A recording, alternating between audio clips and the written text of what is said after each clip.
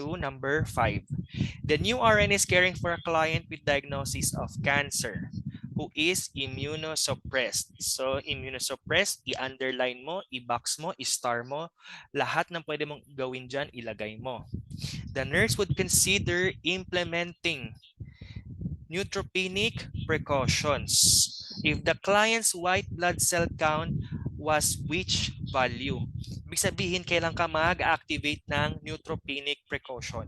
So pag sinabi natin neutropenic precaution, yun yung nilalagay nyo sa harap ng, sa labas rather, ng room ng patient na kung saan you are telling the people to use protective measures in order to protect the patient. Okay? And as well as may ginagamit din si patient. Okay? So in this case, ano yung value ng white blood cell para mag-prompt sa'yo na i-activate mo yung neutropenic precaution? Alin ang mababa dito? Or mataas? Mababa? Mataas? Anong hanapin? Answer here is letter A.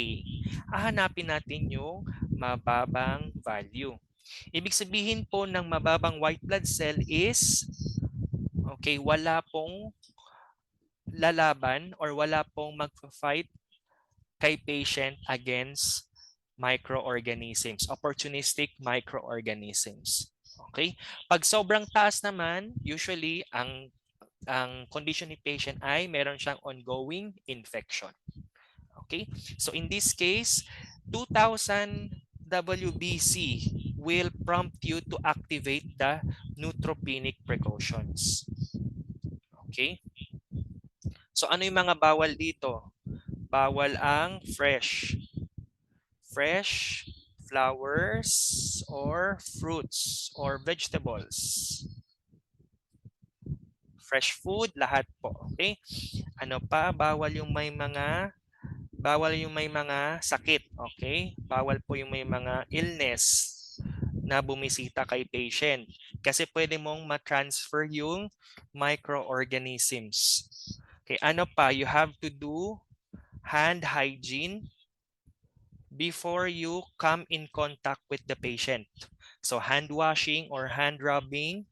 Okay, ano pa? You have to use gown, lab gown, di ba? Gown bago pumasok sa room ni patient. Ano pa? Mask. Okay. And si patient din kailangan niya gumamit ng mask. Okay?